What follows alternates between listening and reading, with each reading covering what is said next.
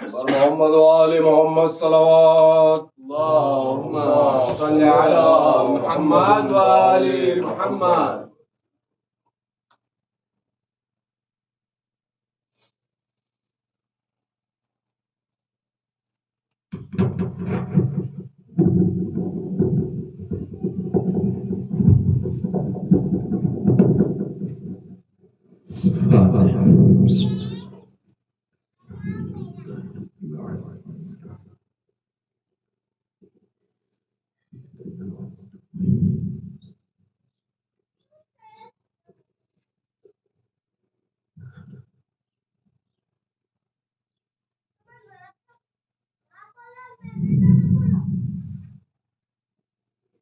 لا حول ولا قوة إلا بالله العلي العظيم. أعوذ بالله من الشيطان اللعين الرجيم. بسم الله الرحمن الرحيم. الحمد لله الذي هدانا لهذا وما كنا لنهتدي لولا أن هدانا الله. لقد جاءت رسل ربنا بالحق. الصلاة والسلام والتحية والإكرام على أشرف الأنبياء والمرسلين الذي كان نبيا وعظم من الماء والدين الذي سمي في السماء بأحمد وفي الأرض بأبي القاسم محمد. اللهم صل على محمد وآل محمد. ثم الصلاة والسلام على أهل بيته الطيبين الطاهرين المعصومين المظلومين الغر الميامين. واللعنة الدائمة الباقية الجارية القائمة الثابتة على أعدائهم أجمعين. أما بعد، فقد قال الله سبحانه تبارك وتعالى في القرآن الكريم وهو أصدق القائلين وقوله الحق والصدق. أعوذ بالله من الشيطان الرجيم. بسم الله الرحمن الرحيم. يا أيها الذين آمنوا كتب عليكم الصيام كما كتب على الذين من قبلكم لعلكم تتقون. صلوات. اللهم صل على محمد وآل محمد.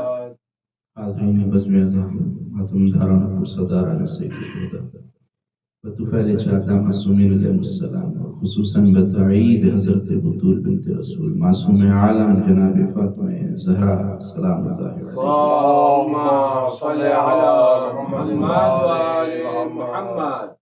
مجلس شب جمعہ ہے، سب مل کر یہ دعائے شب جمعہ تلاوت کرتے ہیں. بسم اللہ الرحمن الرحیم.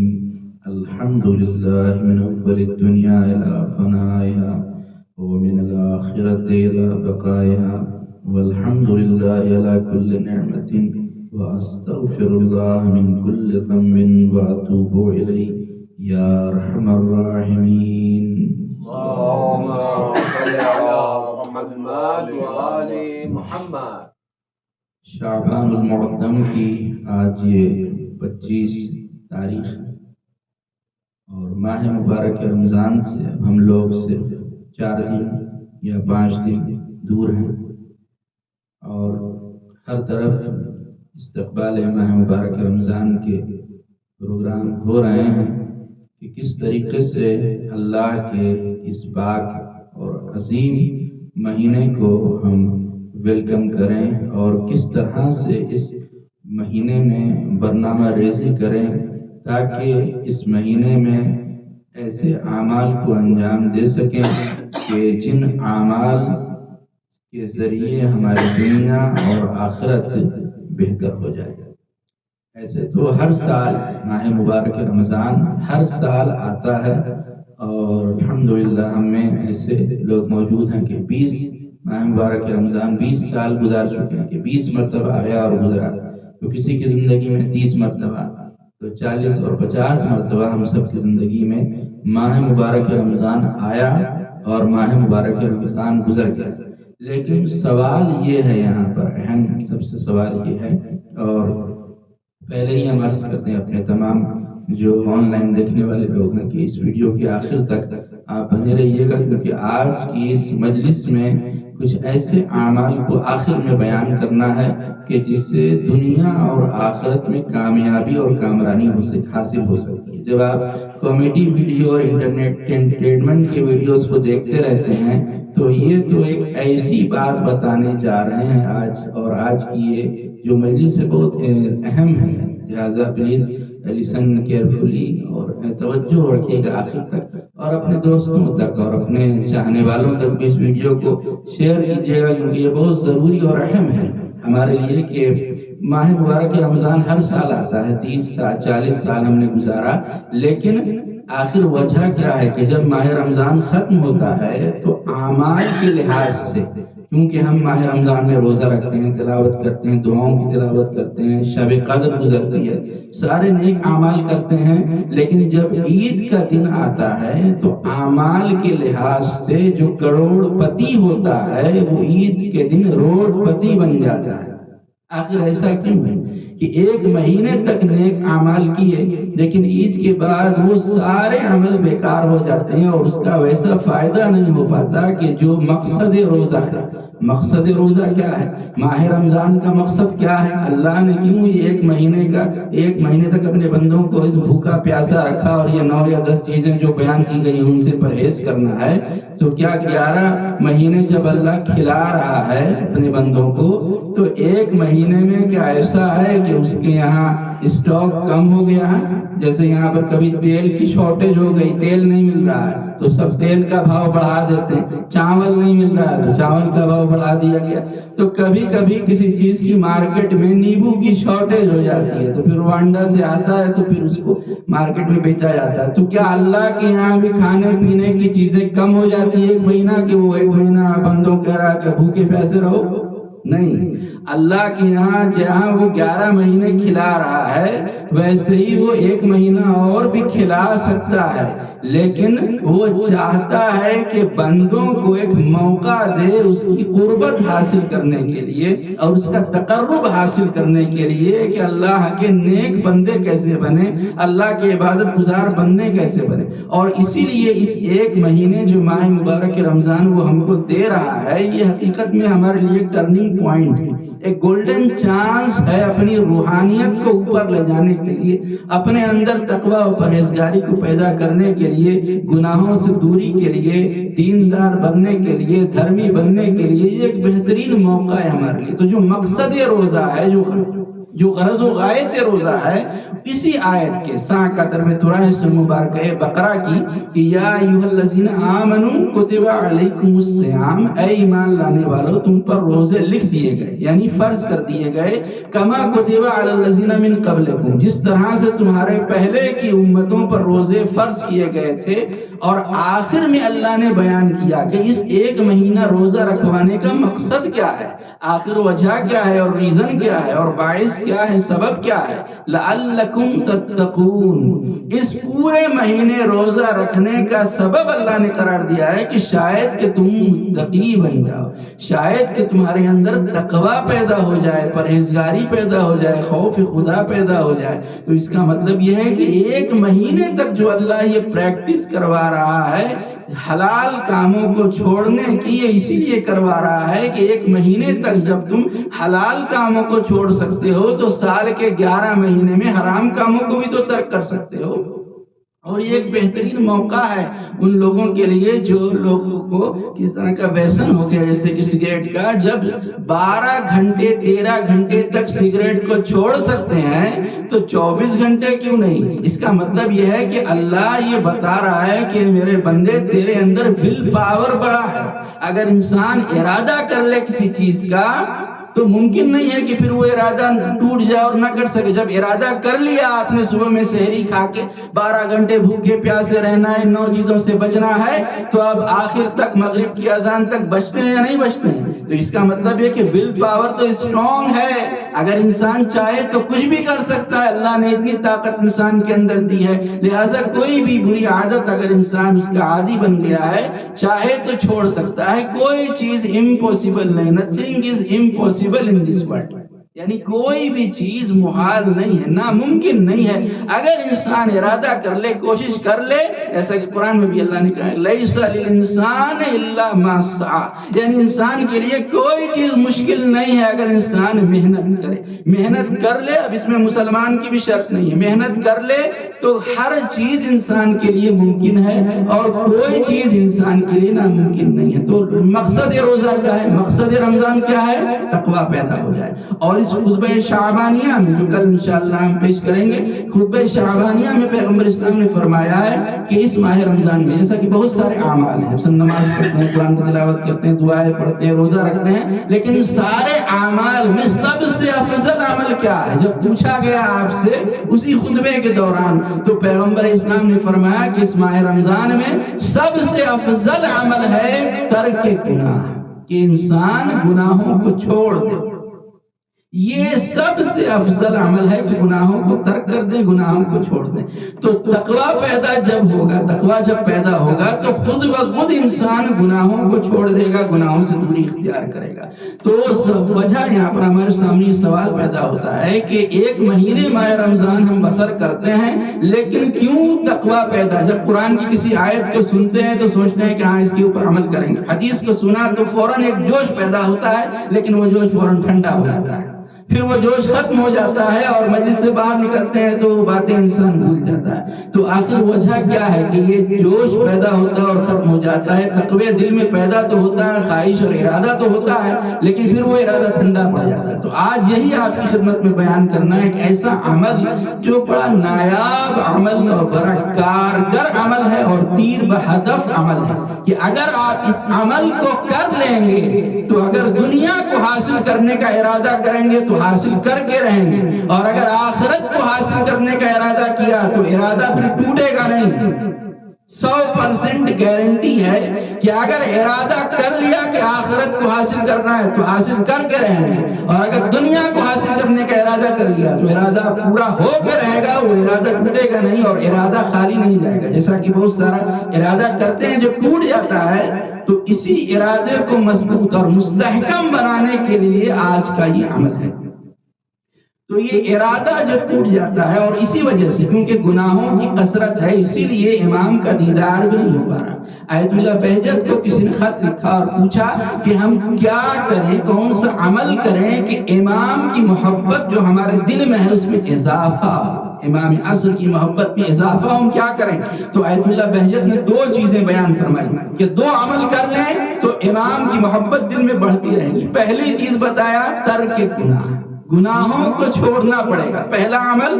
اور دوسری چیز بتائی اول وقت میں نماز کی ادائیگی، تمام نمازوں کو اول وقت میں ادا کریں، لیٹ کر کے ادا نہ کریں، پھر آپ دیکھیں کیسے امام کی محبت دل میں بڑھتی ہی جائے گی۔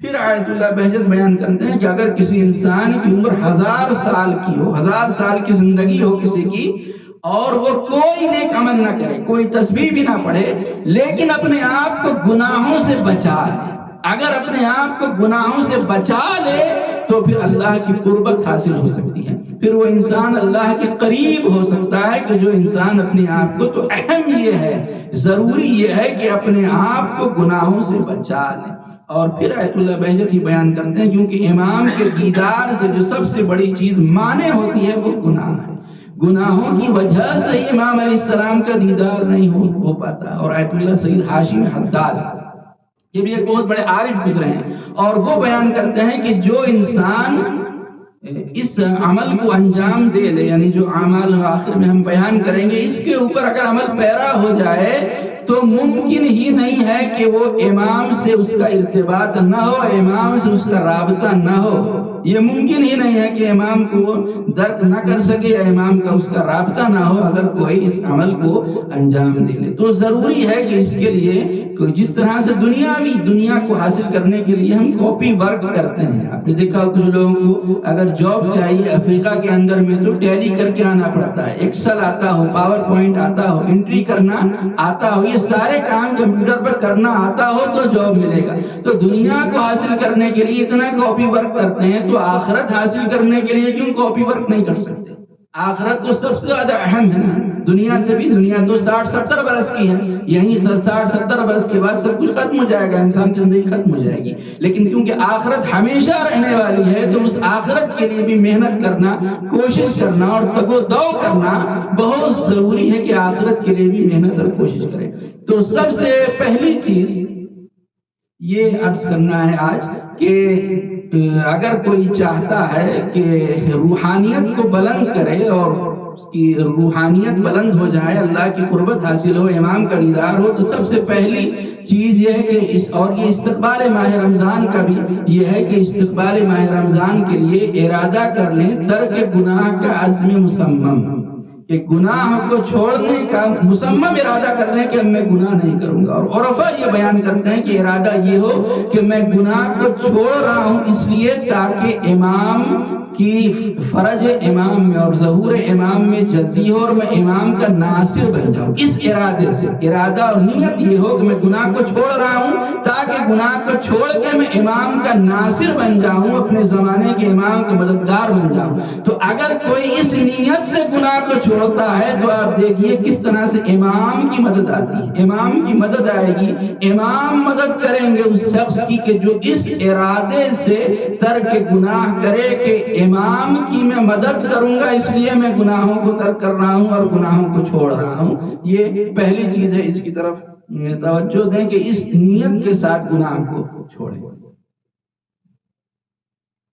دوسرا عمل، اور اس بات کو بھی ذکر کرتے ہیں یہاں پر کہ جتنے بھی اعمال آج بیان ہوں گے ان میں 1 سال کی پابندی کرنا ضروری ہے. اور اگر کسی سے قضا ہو جائے ایک دن تو چھوٹ جائے تو دوسرے دن قضا کی نیت سے اس عمل کو انجام دے. اور یہ وہ عمل ہے کہ بزرگ علماء جن میں سے آیت اللہ خمینی، آیت اللہ بہجت، آیت اللہ خوئی اور آیت اللہ محمد حسین طباطبائی، یہ چاروں بزرگ اپنے استاد سید علی آقا قاضی کے پاس جایا کرتے تھے تاکہ وہ ان کے لیے دستور العمل بیان کریں. آیت اللہ سید علی آقا قاضی وہ عارف ہیں اور وہ مرجع ہیں کہ صدر اسلام سے لے کر آج تک ان سے بڑا کوئی عارف نہیں پیدا ہوا. یہ ان کا بیان کیا ہوا عمل ہے. ان سے بڑا کوئی عارف آج تک. اب آپ کچھ سوچیں کہ آیت اللہ بہجت جن کے پاس جاتے ہوں وہ کوئی معمولی انسان تو نہیں ہو سکتا. آیت اللہ بہجت کے بھی استاد آیت اللہ خمینی، آیت اللہ محمد حسن طباطبائی اور آیت اللہ سید ہاشم حداد، یہ بھی ایک بہت بڑے عارف گزرے ہیں. یہ چاروں ان کے پاس جایا کرتے تھے اور مانگتے تھے کہ آپ کوئی ایسا دستور عمل دیجئے کہ میرے اندر تقوی میں اضافہ ہو، پرہیزگاری میں اضافہ. تو ان کا بیان کیا ہوا یہ عمل ہے. تو پہلی چیز 1 سال تک کم سے کم اس کے اوپر پابندی کرنا ہوگی، اس کو یاد رکھیں، گناہوں کو ترک کرنا اس طرح سے. پھر دوسری چیز ہے صبح کے 8 بجے ایگزیکٹ 8 بجے صبح کھڑے ہوں، قبلہ رخ ہو کر، یعنی امام حسین علیہ السلام کے روضے کا رخ کریں اور کہیں السلام علیکم یا ابا عبداللہ الحسین علیہ السلام. امام حسین علیہ السلام کو سلام کرنا ہے ٹھیک صبح کے 8 بجے اور روزانہ اسی طرح کرنا 8 بجے. اور اس کے بعد تیسری چیز ہے 11 بجے صبح 50 مرتبہ صلوات پڑھیں. ٹھیک 11 بجے جب صبح کا ہو تو 50 مرتبہ صلوات پڑھ کر امام زمانہ عجل اللہ تعالیٰ فرض شریف اللہم صلی علی محمد و آل محمد کو ہدیہ کرنا ہے. 50 مرتبہ صلوات پڑھ کے اور ڈیلی یہی ٹائم ہونا چاہیے 11 مرتبہ، 11 بجے 50 مرتبہ صلوات. تیسری چیز ہے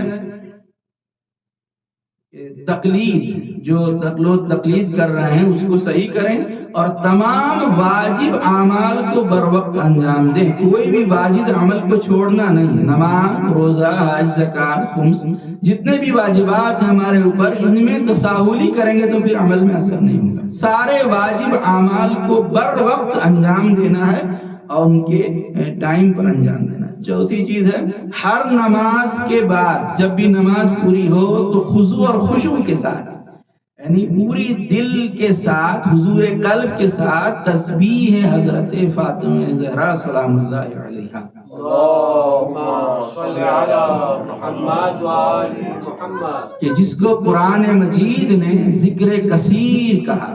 پورا ایک ٹاپک ہے کہ تسبیح حضرت زہرا کو ذکر کثیر. تو اس تسبیح کو پورے حضور قلب کے ساتھ ہر نماز کے بعد پڑھیں اور اس کے بعد آیت الکرسی.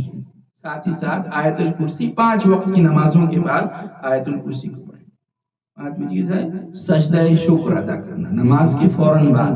سجدہ شکر وہ نہیں جو ہم لوگ سجدہ کرتے ہیں، سجدے میں جا کر شکر للہ کہتے ہیں یا اللہ یا رب و سیدہ، نہیں، یہ ایک مخصوص سجدہ شکر ہے جس کو آیت اللہ عبد الکریم کشمیری نے بیان کیا ہے، اور یہ وہ سجدہ شکر ہے جس کے لیے وہ بیان کرتے ہیں کہ ابراہیم، جناب ابراہیم جو خلیل اللہ بنے وہ اسی سجدہ شکر کی وجہ سے بنے کہ وہ اس طرح سجدہ شکر کیا کرتے تھے جناب ابراہیم علیہ السلام۔ اور اس کو اس طرح کرنا ہے کہ پیشانی کو سجدے میں رکھ کر مہر کے اوپر رکھ کر 3 مرتبہ کہنا ہے الحمدللہ، پہلے 3 مرتبہ الحمدللہ، پھر داہنی طرف یعنی پیشانی کا داہنی طرف، رخسار کا نہیں، پیشانی کا داہنا حصہ مہر کے اوپر رکھنا ہے اور کہنا ہے شکرن للہ، اور اس کے بعد اسی پیشانی کا بائیں طرف کا حصہ سجدگاہ پر رکھنا اور کہنا ہے استغفر اللہ 3 مرتبہ، اس طرح سجدہ شکر کرنا ہے۔ اور اس کے بعد نماز فجر کے بعد سورہ یاسین کی تلاوت، سورہ یاسین کو نہیں چھوڑنا ہے، اور ہر دن نماز فجر کے بعد سورہ یاسین کی تلاوت۔ 7ویں چیز ہے نماز عشاء کے بعد سورہ واقعہ کی تلاوت، تو ہم لوگ سب کرتے ہیں سورہ واقعہ کی تلاوت نماز عشاء کے بعد۔ پھر نماز مغرب اور عشاء کے نوافل کو ترک نہیں کرنا ہے، مغرب کے جو نافلہ 4 رکعت اور عشاء کی 2 رکعت بیٹھ کے جو پڑھتے ہیں اس کو ترک نہیں کرنا ہے۔ تو یہ ایسا عمل ہے کہ جو آخرت کو حاصل کرنے کا عمل ہے، تو ظاہر سی بات ہے کہ تھوڑا مشکل ہوگا، لیکن اس کو اگر انجام دے لیں تو یقینی ہے کہ انسان دنیا اور آخرت کی کامیابی کو حاصل کر سکتا ہے۔ 9ویں چیز ہے سونے سے پہلے سورہات مسبحات کو پڑھنا، یعنی 6 سورے کے جو تسبیح سے شروع ہوتے ہیں، سبحہ سے شروع ہوتے ہیں، وہ 6 سورے ہیں جن میں سورہ حدید، سورہ حشر، سورہ صف، سورہ جمعہ، سورہ تغابن اور سورہ اعلیٰ ہے۔ ان 6 سوروں کو سونے سے پہلے پڑھنا، اور پیغمبر اسلام بھی ان 6 سوروں کو پڑھا کرتے تھے، اور 5ویں امام محمد باقر علیہ السلام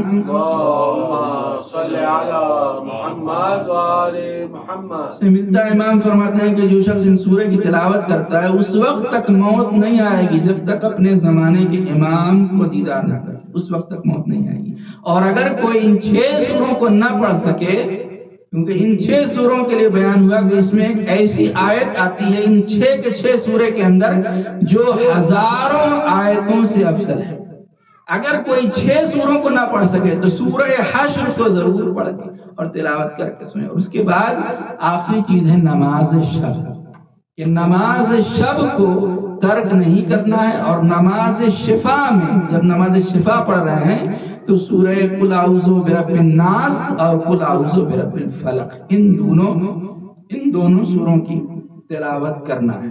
اور اگر کوئی اس عمل کو کر لے جو آغا سید علی آقا قاضی نے بیان کیا ہے، تو پھر آپ کے اندر ارادے میں پختگی آ جائے گی، یعنی کسی بھی کام کا ارادہ کریں گے پھر وہ ارادہ ٹوٹے گا نہیں، پھر وہ آپ اس کام کو پورا کر کے رہیں گے۔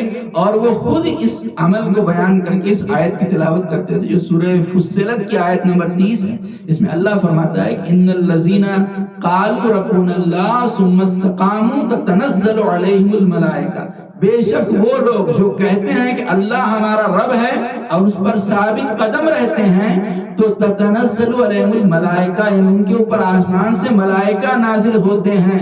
تو اگر کوئی اس عمل کو کر لے تو ملائکہ آئیں گے اس کو گناہوں سے بچانے کے لیے، اس شخص پر ملائکہ نازل ہوں گے اور اس کے اور گناہ کے بیچ میں دیوار بن کر ملائکہ کھڑے ہو جائیں، پھر وہ انسان گناہوں سے بھی اپنے آپ کو بچائے گا، اور دنیا اور آخرت کی کامیابی اور دنیا اور آخرت کی سعادت مندی اگر کسی کو چاہیے تو اس کے ذریعے سے حاصل کی جا سکتی ہے۔ اس کے بعد آخر میں جب ایک شخص ہمارے غالباً 8ویں امام کے لیے ہی کہ جب رابی گیا تو امام علیہ السلام نے اس سے پوچھا کہ شعبان کا مہینہ ہے، کیا تم نے روزہ رکھا؟ تو اس نے کہا نہیں مولا میں نے روزہ نہیں رکھا۔ تو امام نے فرمایا کہ شعبان کے آخر میں جو شخص 3 دن روزہ رکھے، یعنی 27، 28، 29 جو سیٹرڈے سے شروع ہونے والا ہے، سنیچر، اتوار اور سوموار، 3 دن اگر شعبان کے آخر میں روزہ رکھیں اور شعبان کے روزے کو ماہ رمضان سے ملا دیں تو اس شخص کو پورا رجب اور شعبان روزہ رکھنے کا ثواب ملے گا۔ یہ ہمارے لیے ایک موقع ہے کہ ابھی 3 دن باقی، یعنی 4-5 دن باقی ہے، تو اگر ممکن ہو سکے، اگر کوئی چاہتا ہے کہ پورا رجب اور شعبان روزہ رکھنے کا ثواب مل جائے، تو آخر میں 3 دن روزہ رکھ کر ان روزوں کو ماہ رمضان سے ملحق کر دیں، اور اس طرح سے ایک تیاری بھی ہو جائے گی، ایک پریکٹس بھی ہو جائے گی۔ روزے کے 3 دن جب روزہ رکھیں گے تو ایک عادت بھی ہو جائے گی، اور پھر جب ماہ رمضان کا پہلا روزہ آئے گا تو پھر اتنی مشکل اور اتنی تکلیف نہیں ہوگی۔ لہذا اگر ہم چاہتے ہیں کہ زمانے کے امام کا ظہور جلدی ہو تو اپنے آپ کو گناہوں سے بچائیں، اس لیے کہ اگر ظہور امام جتنی جلدی ہوگا اتنی ہی جلدی ظالمین کو اور قاتلین امام حسین کو سزا ملے گی۔ یہ جان لیں کہ اگر ہماری وجہ سے امام کا ظہور نہیں ہو رہا ہے تو جناب علی اکبر کے قاتل کو سزا ملنے میں دیر ہو رہی ہے، جناب قاسم کے قاتل کو سزا ملنے میں دیر ہو رہی ہے، اور امام کا ظہور نہیں ہو رہا ہے، اور اسی وجہ سے ان ظالم کو، شمر ملعون کو، کہ جس نے کند خنجر سے امام علیہ السلام کے سوکھے ہوئے گلے کو ذبح کیا، اور بہن نکلی اور قلعہ زینبیہ سے دیکھ رہی تھی اور آواز دی، ابن سعد، اے عمر سعد، تو دیکھ رہا ہے اور میرا ماجایا ذبح کیا جا رہا ہے، اور اس طرح سے امام حسین کو ذبح کیا، کند خنجر سے 12 ضربوں میں سر و تن میں جدائی کی۔ جیسے ہی پہلی مرتبہ ضربت لگائی، امام نے آواز دی، واہ جدائے نانا۔ دوسری مرتبہ ضربت لگائی، امام نے آواز دیا، واہ بتا اے بابا۔ تیسری مرتبہ ضربت لگائی، آپ نے واہ اماں کہہ کر اپنی ماں کو پکارا، لیکن اس کے بعد 9 مرتبہ ضربت لگائی، آپ نے نہ نانا کو پکارا، نہ بھائی کو پکارا، نہ اپنے بابا کو پکارا، بلکہ ایک جملہ کا، واہ عباسا، اے میرے عباس کہاں ہو، اور میری مدد۔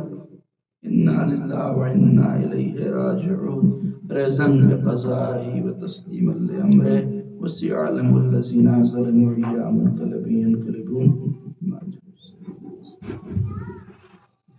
یا حسین یا حسین یا حسین یا حسین۔